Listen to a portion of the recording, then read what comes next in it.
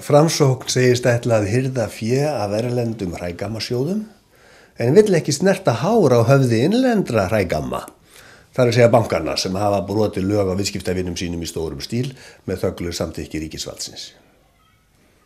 Framsókn gerði Finn Ingólfsson, Halldór Ásgrímsson og marga aðra virðingarmenn flokksins að auðmönnum. Það er kannski þetta sem Framsókn á við með orðunum við setjum manngildi ofar auðgildi. Framsókn sýnir skýr argentínsk einkenni. Við vitum hvernig fór þar suður frá.